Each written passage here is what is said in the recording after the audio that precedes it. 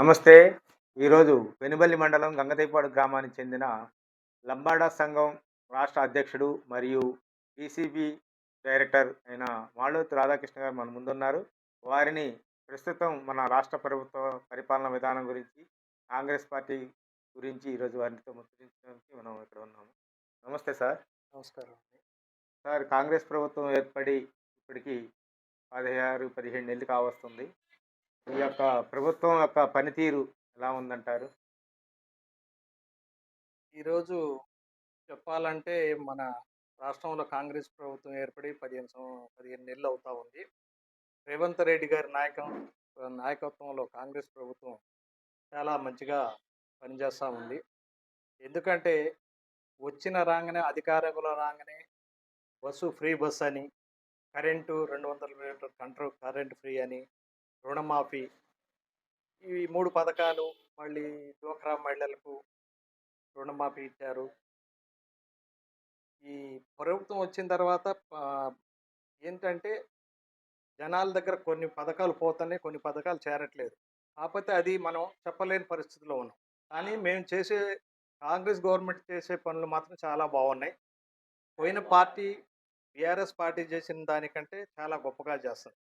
ఈరోజు వాటర్ కానివ్వండి, ఏదైనా కానీ జనానికి, రైతులకి ఏ సమస్య వచ్చినా కానీ వాళ్ళ దగ్గరికి వెళ్ళి నీళ్ళ సమస్య ఉన్నా, ఏ సమస్య ఉన్నా ఈరోజు పంట పొలాలకు నీళ్లు కానీ ఇవ్వటంలో కానీ, జనానికి, రైతులకి రుణమాఫీ చేయటంలో కానీ కొన్ని లోపాలు ఉన్నాయి, కాదనట్లేదు. కాకపోతే వాళ్ళు ఏంటంటే ఆ రైతులు వాళ్ళు డైరెక్ట్గా వెళ్ళి ఏంటంటే మాకెందుకు రుణమాఫీ కావట్లేదు, ఇదేంది 2 లక్షల పైన ఉందా, కింద ఉన్నది వాళ్ళు చెప్పుకోవట్లేదు.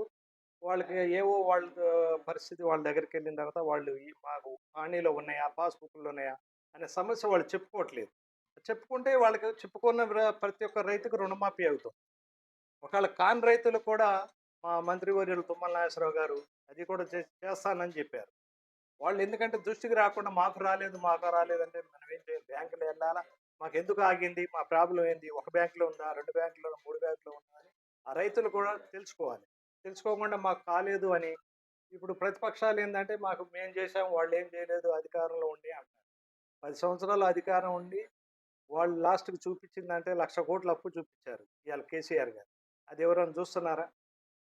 ఈ రాష్ట్రాన్ని దోచుకున్న దాంట్లో ఈ రాష్ట్రం, తెలంగాణ రాష్ట్రం ఏర్పడిందంటే ఆ రోజు సోనియా గాంధీ గారి దయ వల్ల, దాక్షిణ్యం మీద తెలంగాణ రాష్ట్రం ఎంతోమంది విద్యార్థులు, నాయకులు, ప్రజాప్రతినిధులు వాళ్ళ త్యాగ ఫలితంగా ఏర్పడ్డ తెలంగాణని ఈరోజు కేసీఆర్ నేను చేశాను గొప్పతనం చేశాను, వాళ్ళ కుటుంబం చేసింది. కానీ అది చేసింది మనం. ఎంత కష్టపడ్డాం అందరం, ప్రతి ఒక్కళ్ళు, ఇంట్లో ఉన్న ప్రతి ఒక్కళ్ళు కష్టపడి మన తెలంగాణ మనకి రావాలి అని ఎంతో కష్టపడ్డారు. కష్టపడి పోరాడి చేసుకున్నారు. నీళ్లు, నిధులు, నియామకాలు మనకే కావాలి అనే దాని మీద వాళ్ళందరూ పోరాడి తీసుకున్నారు.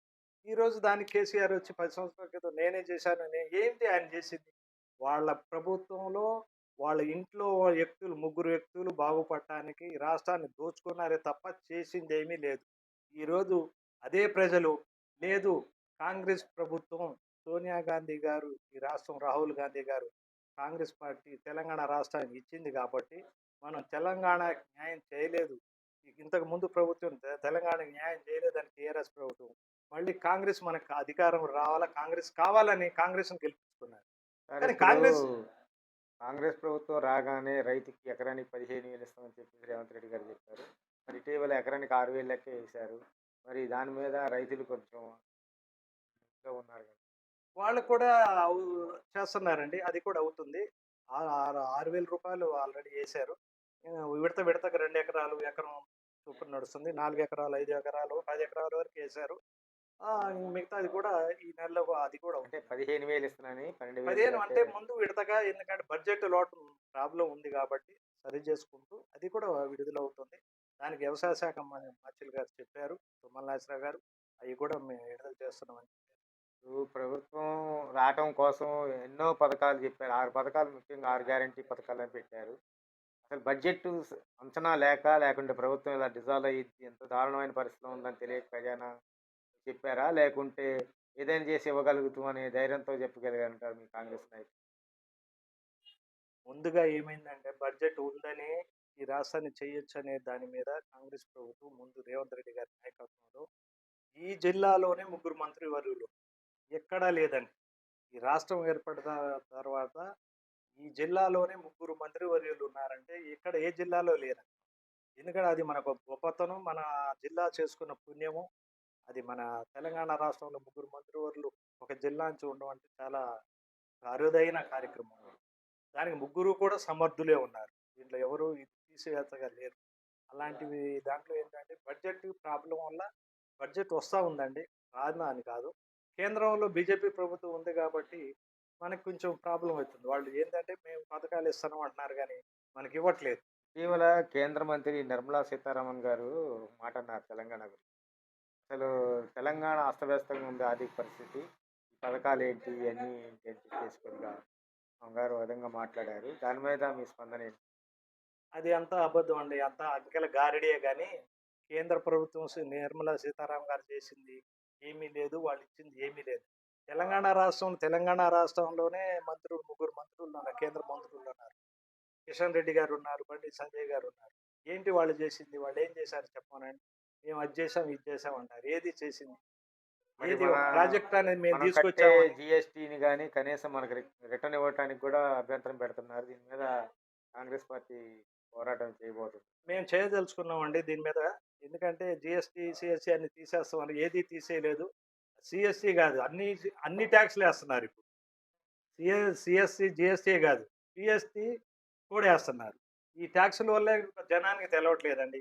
మనకి ఏ ట్యాక్స్ ఎక్కడ ఉంది? మనం ఏ హోటల్‌లో తిన్నా, ఎక్కడ తిన్నా ఎన్ని ట్యాక్స్‌లు పోతున్నాయి అనేది ఎవరికీ తెలవదు ఇప్పుడు దాకా. అది రైతులు దాని గురించి ఒక్కళ్ళు కూడా ఈ రాష్ట్రంలో ప్రజలు ఒక్కసారి ఆలోచించట్లేదు. కేంద్ర ప్రభుత్వం ఎన్ని ట్యాక్స్‌లు ఏస్తుంది? మన ధనం వాళ్ళకెంత పోతుంది? వాళ్ళ నుంచి మనకెంత వస్తుందనేది ఒక్కళ్ళు కూడా ఆలోచించలేము. మనం కట్టేదాన్ని కూడా మనకు రిటర్న్ రావటం ఇవ్వలేకపోతున్నాం. లేదు. ఏదో అంకెల గారడీలో చెప్తున్నాను మీకు అది ఇస్తున్నాం, ఇది ఇస్తున్నాం అంటే కానీ ఏది పట్టలేదు. అది శూన్యము. కేంద్రం నుంచి మాత్రం మన రాష్ట్రానికి ఇచ్చింది ఏమీ లేదండి. ఏందంటే ఉన్నదాన్ని బడ్జెట్‌ని చేసుకుంటాం. పోయిన బడ్జెటే ఇవ్వలేదండి.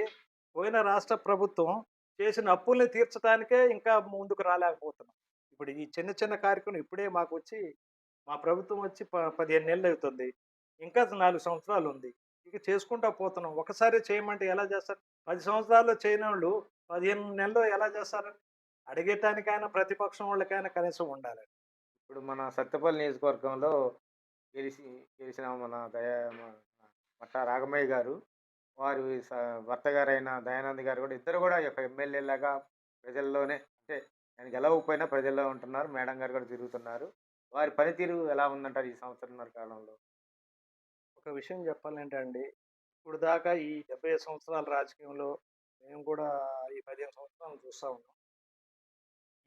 ఎమ్మెల్యే గారు గానివ్వండి, దయానంద్ గారు కానివ్వండి, ఈ విధంగా ఏ ఊరెళ్ళినా ప్రజల్లో కలిసిమెలిసి వెళ్ళాలని ఎక్కడ పిలిచినా గానీ, ఏ కార్యక్రమం వెళ్ళినా ప్రజలు ఎలా ఉన్నారు? ఏ సమస్య ఉందని ఇప్పుడు దాకా తిరిగి 15 నెలల్లో తిరిగిన 15 సంవత్సరాలు రాజకీయం చేసినోళ్ళు కూడా చేయలేదండి.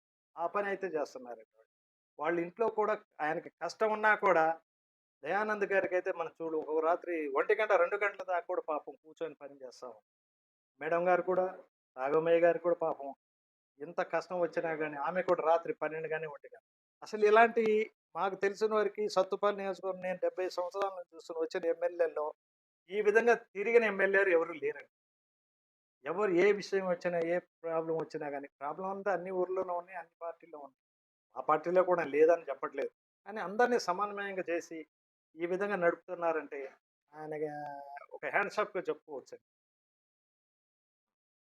మన రాష్ట్ర ఖజానా లోటులో ఉన్నప్పటికీ కూడా పథకాలను ఎక్కడా కూడా ఆపకుండా ఉచిత బస్సు కానీ, గ్యాస్ కానీ, తర్వాత రైతు బంధు కానీ, తర్వాత రుణమాఫీ కానీ ఇస్తూ వస్తుంది గవర్నమెంట్. ఇంకా 2, 3 కార్యక్రమాలు మిగిలిపోయినప్పటికీ ఉచిత కరెంటు గాని ఇస్తున్నారు. కానీ ఇవన్నీ అధిగమించి 5 ఏళ్ళు కొనసాగగలిగిద్దంటారు ఈ కాంగ్రెస్ ప్రభుత్వం? ఈ 5 సంవత్సరాలు ఇంకా వచ్చే 5 సంవత్సరాలు కూడా కాంగ్రెస్ ప్రభుత్వమే వస్తుందండి. టీఆర్ఎస్ ప్రభుత్వం రావాలనే కలలు కంటే వాళ్ళ కలలుగానే ఉంటాయి. ఇంకా వాళ్ళు రావటము ఉండదు, ఏమీ లేదు. ఎన్ని సంవత్సరాలైనా ఇంకా వచ్చే 5 సంవత్సరాలైనా కాంగ్రెస్ ప్రభుత్వమే వెళ్తుంది. కాంగ్రెస్ ప్రభుత్వం చిన్న చిన్న సమస్యలు ఉన్నా గానీ సర్దుకుపోతా ఉంటాయి. మేము చిన్న చిన్న సమస్య ఒక్కొక్కటి చేస్తామన్నారు కాబట్టి మా రేవంత్ రెడ్డి గారి నాయకత్వంలో కేంద్రం పైన నుంచి మనకెందుకంటే మనకి వేరే పార్టీ ఉంది కాబట్టి మనకున్న పథకాల్లోనే, మనకున్న బడ్జెట్‌లోనే మనం చూసుకోవాలి కాబట్టి దాంట్లో చిన్న అడుగు హ్మ్. చిన్న చిన్న అడుగులేసుకుంటా ముందుకెళ్తాం. దీనికేందంటే ప్రజల్లో ఎళ్లి మా యొక్క నాయకులే మేమే చెప్పుకోవాలి. ఎందుకంటే జరుగుతున్నాయి మేము చెప్పుకోలేకపోతున్నాం. ఎందుకంటే అదొక చిన్న సమస్య ఉంది. ఎందుకంటే కాంగ్రెస్ ప్రభుత్వంలో కాంగ్రెస్ వాళ్ళు ఏం చేయాలంటే, మేము అన్ని పనులు చేస్తా ఉన్నారు. గవర్నమెంట్ చేస్తుంది. కానీ నాయకులు ముందుకెళ్ళి ఎందుకు చెప్పట్లేదో అర్థం కావట్లేదు. సమస్యలు ఇలా ఉన్నాయి ఊర్లో. ఆ సమస్య అధిగమించి మేము చేస్తున్నాం అని ఎందుకు చెప్పట్లేదో అర్థం కావట్లేదు. చెప్పనోళ్ళు చేయనోళ్ళు చేశామని చెప్తున్నారు. మనం చేసి కూడా ఎందుకు చెప్పలేకపోతున్నారు. ఇప్పుడు కాదండి ఈ నియోజకవర్గంలో ఒక ఎమ్మెల్యే గారే కాదు కదా! మనమందరం కాంగ్రెస్ పార్టీ మేమందరం ఉన్నాం. మా అందరి సమస్య అది. ఎమ్మెల్యే గారి సమస్య కాదు. మేము ఎమ్మెల్యే గారికి ఒక సమస్య వచ్చిందని మాకొచ్చినట్టే. మేమున్న మండల నాయకులు కావచ్చు, రాష్ట్ర నాయకులు కావచ్చు, ఎవరైనా కావచ్చు. అందరం కలిసికట్టుగానే చేయాలి. వాళ్ళకేదైనా సమస్య మొన్న ఒక విషయం ఏంటంటే, దయానంద్ గారిని ఏదో టీ టాక్స్, ఆ టాక్స్ అని విమర్శించారు మాజీ ఎమ్మెల్యే గారు. మాజీ ఎమ్మెల్యే గారు మేమే ఆ రోజు కూడా మా ఎమ్మెల్యే గారిని మేమే గెలిపించాం. మరి ఆయన ఎన్ని టాక్సులు తీసుకున్నాడో, ఎక్కడెక్కడ ఏం చేశాడో మాకన్నీ తెలవదా? అలా చెప్పకూడదు గదండీ! ఏ టాక్స్ ఆయన చేసిన పనులేంటి చెప్పాలా? ఆయన ఎంత ఈరోజు అదాని, అంబానీకి మించి ఆస్తులు సంపాదించుకొనున్నాడు. వెంకట వీరయ్య గారి గురించి చెప్పాలంటే, నా ముందుకు రండి నేను చెప్తాను. అది ఏందంటే మా ఎమ్మెల్యే గారిని విమర్శించడం కరెక్ట్ కాదు. దయానంద్ గారిని టీ టాక్స్ అనే పదం వాడిండు ఆయన గారు. మీరు నాకెందుకంటే మంచి దాంట్లో వచ్చారు. ఆయన గారేంటి? ఆయన ఎన్ని సంవత్సరాలు, ఆయన సంపాదన ఏంటో చెప్పమనండి. నేను మాట్లాడతాను ఆయన గారితో. ఆయన గురించి కూడా నాకు మొత్తం తెలుసు. ఎమ్మెల్యేగా గెలిచిన తర్వాత చంద్రబాబు నాయుడు దగ్గర పోయి ఎంత తీసుకొచ్చాం. ఆ రోజు మేమెళ్ళాం ఆయనతోనే ఉన్నాం. ఎమ్మెల్యే గెలిపించాం దగ్గరుండి. మరి ఆయన ఎన్ని టాక్సులు ఎంత డబ్బులు తీసుకొచ్చాడు. సార్ ఇప్పుడు కాంగ్రెస్ పార్టీ రాకమునుపు మీరంతా గూడా గ్రామ స్థాయిలో ఈ లంబాడా హక్కుల పోరాట సమితి ద్వారా చాలా మందిని మొబిలైజ్ చేసి కాంగ్రెస్ పార్టీని గెలిపించుకున్నారు. మీరు గెలిపించినందుకు మీకు అంటే పార్టీలో మంచి గుర్తింపు లభించిందని ఆశిస్తున్నారా? లేదండి. ఇదొకటి మాకెందుకంటే, మేము ఆ రోజు కాంగ్రెస్ పార్టీ ఏర్పడిన తర్వాత మేమేం చేశామంటే, మా లంబాడి సోదరులు మొత్తం నియోజకవర్గం మొత్తం దయానంద్ గారి ఆవరణలో క్యాంప్ ఆఫీస్‌లో కూర్చున్నాము. కూర్చొని మా నాయకులు మొత్తం అందరూ వచ్చారు. వచ్చి మా సమస్యలేంటి? ఈ విధంగా మాకు కావాలి అంటే అప్పుడు ఎందుకంటే ఆర్థికంగా మనం డాక్టర్ గారిని గెలిపించుకోవాలి. డాక్టర్ గారిని మనం గెలిపించుకున్నాక మన సమస్యలేందో చెప్పాలి. మన సమస్యల గురించి మనం అడిగి తెలుసుకోవాలనుకుని, ఆ రోజు అందరం కలిసి అందరు నాయకులు మీటింగ్ పెట్టుకొని రాత్రి 10 నుంచి 12, 1 దాకా మాట్లాడాం. ఇప్పుడు దయానంద్ గారు మేము ఆ నాయకులందరూ లంబాడ సోదరులందరూ ఏమన్నారంటే, మనం కాంగ్రెస్ పార్టీ మనం అంటేనే లంబాడ సోదరులు అంటేనే కాంగ్రెస్ పార్టీకి కట్టుబడి ఉన్నారు. ఆ రోజు నుంచి ఏ రోజు ఎప్పుడు గాని ఓ మాట ఇచ్చారంటే మాట మీదనే ఉంటారు. ఈ రోజు కూడా అదే మాట మీద మేము కట్టుబడి ప్రతి ఒక్క తండాల్లో గాని, ప్రతి ఒక్క గ్రామాలు ఏ తండాలు ఉన్నాయో మెజారిటీ చూపించింది ఒక లంబాడి సోదరులే. ఎక్కడైనా చూడండి. మన ఓటింగ్ పరంగా చూసినా మేము దయానంద్ గారికి మాట ఇచ్చాం. ఏమని ఇచ్చామంటే, "అయ్యా మా ప్రాబ్లమ్ ఇది. మీ ప్రాబ్లమ్ ఇలా ఉంది కాబట్టి మీరు గెలిచిన తర్వాత మా అందరికీ ఒక మంచి స్థానాన్ని కల్పించాలని" చెప్పేసి మేమందరం ఆ రోజు దయానంద్ గారి దగ్గర కూర్చొని మాట్లాడి, అదే ప్రకారంగా మేము దయానంద్ గారిని ఈ దెబ్ నాగమయ్య గారిని మంచి మెజారిటీతో గెలిపించాము మా లంబాడి సోదరులందరూ. ఒక్కళ్ళు కూడా ఒక్క ఓటు బయట పోకూడదు అని మా లంబాడి సోదరులందరూ నాయకులందరూ కూర్చున్నాం. కానీ ఈరోజు ఏంటంటే కొంచెం ప్రాబ్లమ్ ఏంటంటే మమ్మల్ని కొంచెం చిన్న చూపుగా చూస్తున్నారు. మేము మా తండాల్లో వచ్చి కూడా మా లంబాడి సోదరుల దగ్గర రాకుండా ఏరే వాళ్ళ నాయకులు వచ్చి మా పాలన చేస్తున్నప్పుడు కొంచెం బాధగానే ఉందండి. ఈరోజు అంటే మేము 15 సంవత్సరాల నుంచి దయానంద్ గారు ఎమ్మటే ఉన్నాం. ఆ రోజు రాజకీయంగా శ్రీనివాసరెడ్డి గారు పొంగులేటి శ్రీనివాసరెడ్డి గారు ఎమ్మటున్నాం. ఆయన రాజకీయంగా వచ్చాము. దయానంద్ గారితోనే ప్రయాణం చేశాం. వచ్చాము ఇక్కడ మేము జెడ్పీటీసీ కూడా పోటీ చేసాం. దయానంద్ గారు అప్పుడు చేశాము. ఓడిపోయాము. అయినా మేము ఆయన అడుగుజాడలో ఉన్నాం. ఆయనతోనే ఉన్నాం. చిన్న చిన్న మధ్యలో చిన్న చిన్న సమస్యలొచ్చినా దయానంద్ గారిని వదిలి ఎటు పోలేదు. మేమందరం ఆయనతోనే నడుస్తున్నాం. ఆయనతోనే ఉన్నాం. కానీ మాకైతే మంచి స్థానంలో ఆదరణ ఇస్తారా? ఆదరణ లేదా? అనేది లేదు. లేదా అనేది మా ఇంతవరకైతే లేదండి. అలా వెయిట్ చేయాలి. మేమేందంటే మేము ఆ రోజు దయానంద్ గారికి ఇచ్చిన మాట ప్రకారం గెలిపించాలనుకున్నాం. గెలిపించుకొని ఉన్నాం. Thank you sir. ఈరోజు సత్తుపల్లి నియోజకవర్గంలో మాలాంటి కార్యకర్తలకి కొంచెం చిన్న చూపు నడుస్తున్నప్పటికీ కూడా ప్రభుత్వం పనితీరు బాగా ఉందని చెప్పి విశ్లేషించి చెప్పిన మన రాధాకృష్ణ గారికి ధన్యవాదాలు తెలియజేసుకుంటూ సెలవు తీసుకుంటాను. నమస్కారం సార్.